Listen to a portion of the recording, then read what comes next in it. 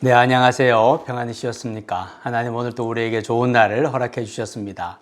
오늘 또 우리는 그리스도인으로 살아갑니다. 어디를 가든지 그리스도인답게 살아서 나를 통하여서 복음이 우리 주위의 사람들에게 전달되어지는 선교사의 삶을 살아갈 수 있기를 축복합니다.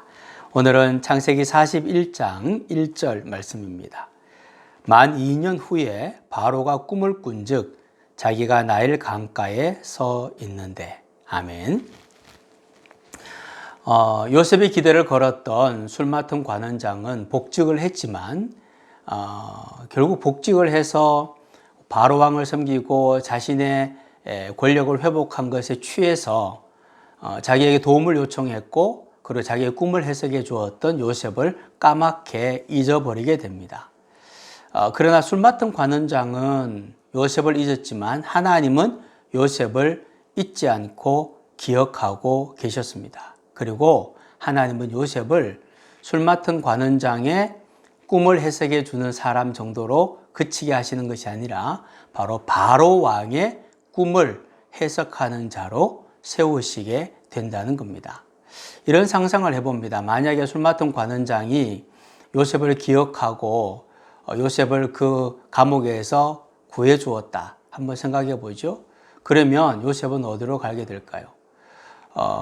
보디발의 아내가 있기 때문에 보디발의 집에 다시 들어가기는 어려웠을 겁니다. 그러면 아마도 다른 집으로 또다시 노예로 팔려가게 되었겠죠. 그러나 하나님은 언제든지 바로 왕이 요셉을 불러서 자기의 꿈을 해석할 수 있도록 일정한 장소에 오랫동안 두시게 되는 거죠.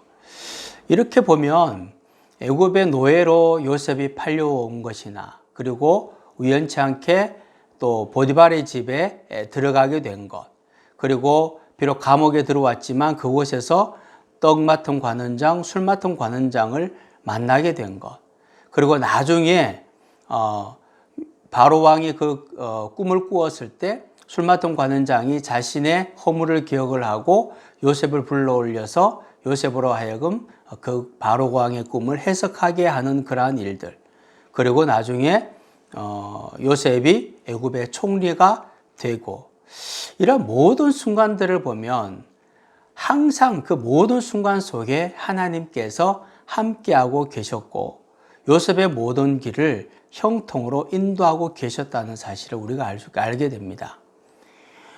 요셉을 향한 하나님의 큰 그림이 있는 거예요. 지금 당장 그 현실 속에서 요셉은 하나님이 요셉을 향한 그 큰 그림을 다 이해하지 못하고 알지 못하지만, 그러나 하나님의 큰 계획 속에, 하나님의 큰 그림 속에 요셉이 지금 들어와 있고, 그리고 하나님의 도우심 가운데 요셉이 한 발자국 한 발자국 전진하고 있는 거죠. 우리를 향한 하나님의 큰 그림, 마찬가지로 우리가 다 이해하지 못합니다. 그러나 분명한 것은 우리는 하나님을 믿는 자들이고 하나님을 나의 아버지로 섬기는 자들이기 때문에 우리 역시도 요셉처럼 하나님의 큰 그림 속에 존재하고 있다는 겁니다. 한 걸음 한 걸음 하나님께서 다 계획하신 그 계획을 따라서 우리가 움직여 나가고 있는 거죠. 지금 내가 어려움을 당하고 있다고 하면 그 어려움을 당하는 그 시점은 하나님의 계획에서 벗어나 있는가? 전혀 그렇지가 않습니다. 어려움을 당하는 순간이라고 해도 하나님의 계획 속에 있는 것이고 하나님의 큰 그림 안에서 우리는 하루하루를 지나가고 있는 거죠. 이 사실을 잊지 마십시오. 아무리 힘들고 어려워도 우리는 하나님 안에 있고 하나님의 큰 계획 속에 있으며 하나님의 뜻 안에 있는 존재입니다. 하나님께서 우리를 가장 좋은 길로, 선한 길로 인도해 주실 것입니다. 하나님, 과연 하나님은 나를 어디로 이끄실지 우리는 그 종착점을 알 수 없습니다. 그러나 분명한 것은 하나님의 크고 좋은 계획 속에 내가 들어와 있다는 것, 그리고 그 계획 속에서 하루하루를 살며 또한 매일의 삶 속에 하나님께서 나와 함께하고 계신다는 사실을 잊지 않게 하여 주옵소서. 궁극적으로 가장 좋은 길로 인도하시는 우리 주님을 신뢰하며 오늘도 믿음으로 나아가게 도와주옵소서. 예수님의 이름으로 기도하옵나이다. 아멘.